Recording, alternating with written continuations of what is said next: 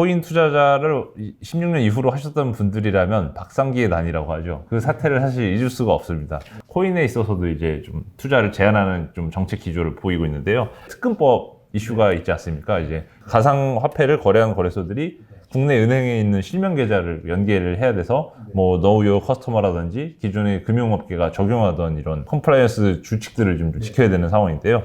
연구원님께서는 어떻게 이 특근법 이슈를 이제 한국의 이제 코인 시장에 영향을 미칠 재료라고 보시나요? 사실 특근법은 투자자 보호를 위해서는 반드시 필요한 좀 조치인 것 같습니다. 저도 빨리 이제 특근법이 이제 시행이 돼서 좀 건전한 생태계가 조성이 되고 이제 투자자 보호가 좀 많이 이루어졌으면 좋겠다라는 생각을 하는데, 아직까지 준비된 거래소가 없다라는 거는 사실 반은 맞고 반은 틀린 얘기예요. 신청이 9월까지인데 지난 4월 기준으로 신청한 곳이 없다라는 점 때문에 그런 이제 얘기가 나왔었죠. 아직까지 그 신청한 거래소는 없지만 지금부터 이제 신청을 계속 할 것 같고요. 일단 두 가지 요건을 충족을 해야 돼요. 그 ISMS라고 하는 그 정보 보호 인증을 이제 해야 되고요. 그 다음에 은행 계좌 연결을 해야 된다라는 점이 그 특근법 이슈인데, 여기에 이제 해당이 되는 이제 거래소들은 이제 특근법 이후에도 이제 원활한 거래를 할 수 있을 것 같고, 이제 여기에 충족을 못하는 거래소들은 아쉽지만 이제 뭐 문을 닫는 뭐 그런 이제 절차를 거치겠죠.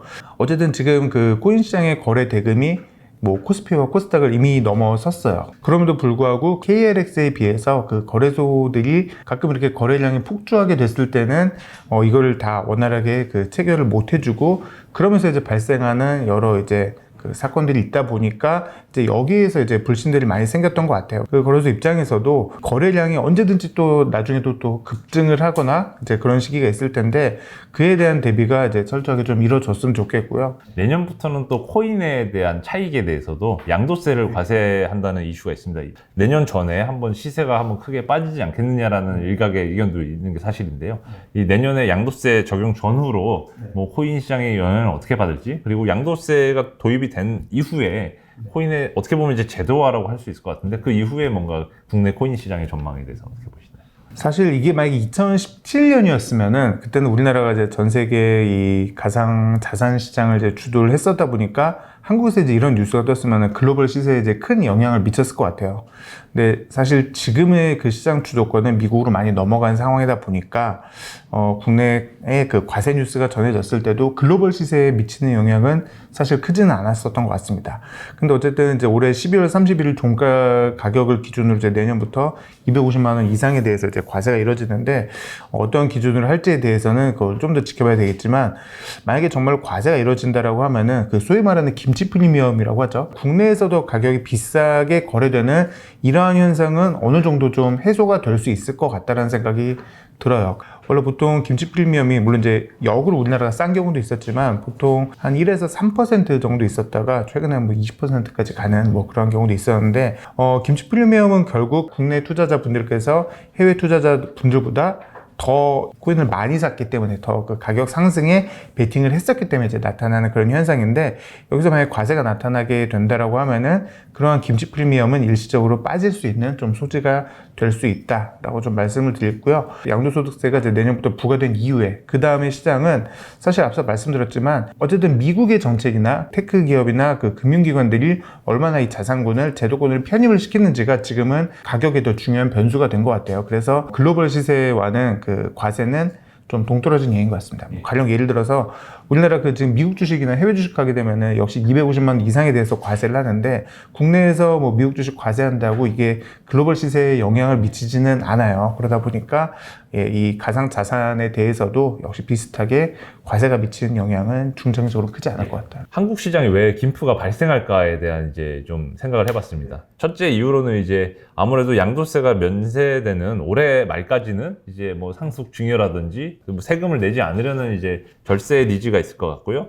둘째로는 이제 구조적으로 외국환 거래법 때문에 개인 자격으로 1년에 5만 달러 이상 뭐 송금 이체가 좀 이제 제한되지 않습니까? 이것 때문에 구조적으로 이제 김프가 발생하는 거다. 그 과정에서 한국에 들어와 계시는 외국인 분들이 이제 코인을 사서 뭐 보따리 장수처럼 이제 차익 거래를 하는 이제 그런 부분을 지적하는 내용도 있는데요.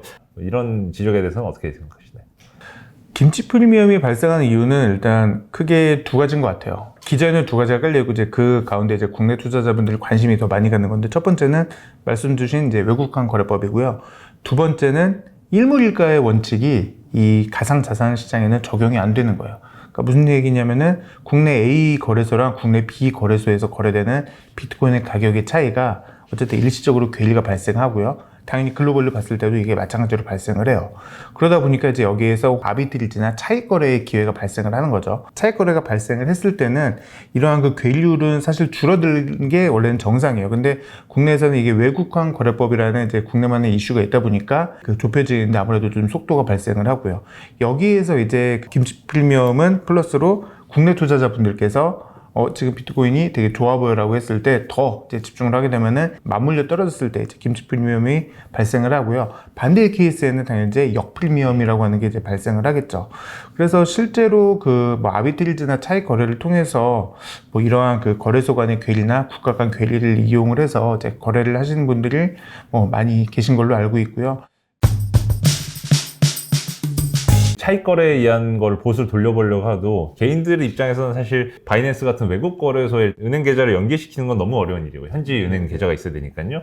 그게 안 된다면 차선책으로는 리플이나 이런 좀 테더 코인 같은 코인을 먼저 보낸 다음에 거기서 이제 차익 거래를 한번 시도해보는 시도가 있는데 그게 사실 자기가 코딩을 짜서 올린다고 해도 이게 기간 대비 차익을 많이 내기가 어려운 걸로 알고 있는데 개인이 과연 김프를 이용한 재정 거래 할 수 있을까요?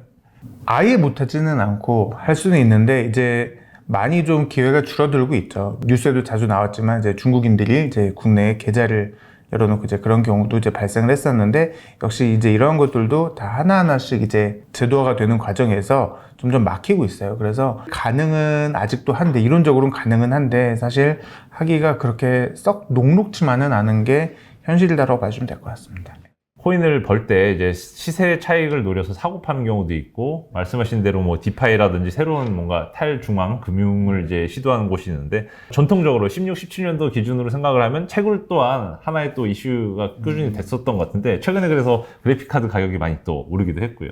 개인들이 뭔가 채굴을 통해서 뭔가 이득을 지금 얻을 수 있는 가능성이 있다고 보십니까? 아니면 뭐 기관이라고 했을 때도 채굴을 하면 이게 사업성이 있다. 어떻게 평가를 하실 수 있나요? 일단 비트코인 채굴은요 이제는 사실 개인이 하기는 너무 힘들어졌어요. 쉽게 말하면 난이도가 이제 너무 올라가 가지고 이제는 저런 이제 일반 컴퓨터 가지고 그러니까 컴퓨터 한 대 가지고는 채굴하기가 너무 어렵고요.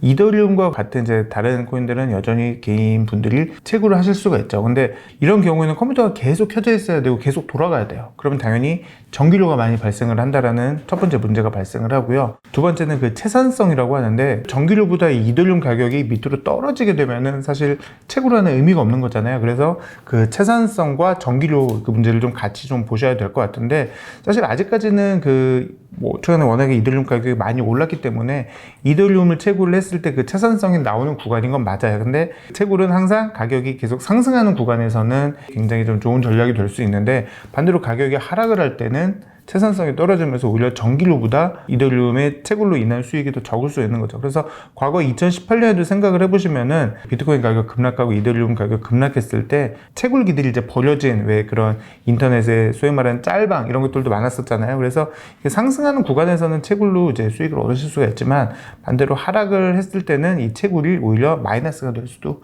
있다라는 거죠. 그리고 이제 비트코인 같은 경우에는 채굴을 이미 개인이 하시기는 너무 힘든 구간이 됐고 그리고 비트코인 채굴 같은 경우는 이번에 머스크도 그 트위터를 통해서 언급을 했지만 결국에 이 막대한 전기 소비량이 발생을 하고 여기서 이제 막대한 에너지가 발생을 하다 보니까 이게 과연 환경 문제에 좋은 거냐라고 하는 그 물음표는 계속해서 따라다닐 수밖에 없을 것 같아요. 일론 머스크도 비트코인의 이제 그러한 문제 때문에 이걸 지적을 했고요. 그리고 지금 뭐 전 세계적으로 ESG에 대한 그러한 이제 관심이 높아지고 있는데 그런 점에서 사실 비트코인 채굴은 ESG와는 정반대의 길을 가고 있는 거죠. 그걸 이제 POW 채굴 방식이라고 하는데요. POW는 그 Proof of Working의 약자로 결국에 계속해서 컴퓨터를 켜놔야 되는 이제 그러한 구조예요. 최근에 그 일론 머스크의 트위터 이후로 POW가 아닌 POS 컴퓨터를 켜놓지 않더라도 본인이 가지고 있는 코인에 대해서 지분을 이제 증명을 하는 방식의 POS 방식이 좀 주목을 받았었는데 이게 정말로 환경 문제가 앞으로 이제 지속해서 발생을 하게 됐을 때는 POS에 대한 이제 관심이 커질 수밖에 없을 것 같고요.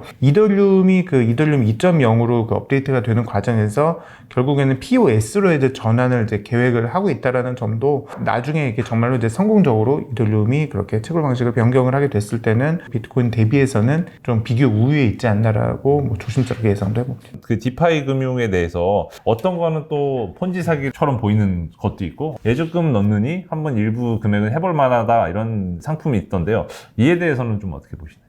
사실 예전에 2017년에 ICO도 그랬지만 이번에 디파이도 취지는 굉장히 좋아요. 디파이라고 하면 일단 디센트럴라이즈드 파이낸스, 그러니까 탈중앙화 금융의 약자인데 예금을 하고 그다음에 적금을 들고 그다음에 이제 증권 투자를 할 수 있는 이제 그러한 서비스를 이제 제공을 하는 회사들이 이제 대부분 뭐 은행이나 증권사잖아요. 근데 사실 은행이나 증권사도 그 라이센스를 땄기 때문에 이제 이러한 서비스를 할 수가 있었던 거예요. 근데 이 탈중앙 금융은 뭐냐면은 라이센스나 이런 거 없이 그냥 뭐 개인과 개인 혹은 뭐 P2P 이런 형식으로 대출이나 다양한 금융 서비스를 제공을 하겠다라는 거죠.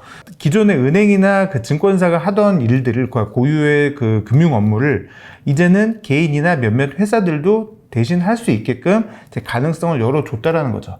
당연히 이제 그 과정에서 뭐 지금 뭐 폰지 사기라든지 이런 뭐 문제가 많이 생기고 있고 해킹을 당하는 이제 플랫폼들도 생기고 있습니다만은 금융으로서의 새로운 패러다임의 변화를 줄 수 있는 물꼬를 터준 것이면은 분명하다라고 생각을 해요. 그래서 ING에서 나온 보고서를 보면은 사실은 비트코인보다 디파이가 향후의 파급력은 더 크다라고 언급을 했고요. 그런 점에서 야 저렇게 높은 이자가 가능한가라고 하는 의문점을 들 수 있어요. 왜냐면은 뭐 높을 때는 몇천 프로, 뭐 낮아도 한 뭐 10% 이상의 이제 그런 이자가 이제 제공이 되는데 사실 그 이자를 주는 구조도 이제 그렇게 생각을 하시면 돼요. 과거에는 은행에 제가 이제 예금을 맡겨야지만 이자를 이제 지급을 했어요. 근데 은행이 주는 이자는 어떻게 보면 은행 고유의 결정이었었던 거고 그 이전에는 기준금리라든지 이러한 시중금리에 연동이 된 금리에 따라서 이제 금리를 이제 지급을 했었던 거죠. 디파이에서의 그런 이제 대출이나 예금 플랫폼은 예를 들어 A라는 사이트에 고객들이 이제 돈을 맡겨요. 돈을 이걸 가지고 이제 빌려주는 과정에서 당연히 이제 수요와 공급에 영향이 있겠지만 여기 사람들이 많이 맡기게 되면은 이 시장을 더 사람들을 이제 유도를 할 수 있게끔 그런 이제 높은 금리를 주는 이제 대출 서비스를 이제 시행을 한 거고요. 기존에 그 정해놓은 금리가 아니다 보니까 이렇게 금리가 자유롭게 연동이 되는 이제 그러한 상품들도 나올 수가 있다라는 거죠. 어떻게 보면 중앙 집권적인 금융화가 돼 있었던 거를 이제는 개인이나 일반 회사들도 금융 서비스를 할 수 있게끔 이 블록체인 기술을 통해서 그러니까 이더리움 기반 위에 이러한 것들을 제공을 하겠다라고 하는 취지를 생각을 해보면은 지금은 그 부정적인 면과 가능성을 함께 봐야 되는 시기다라고 저는 생각을 하고 있습니다.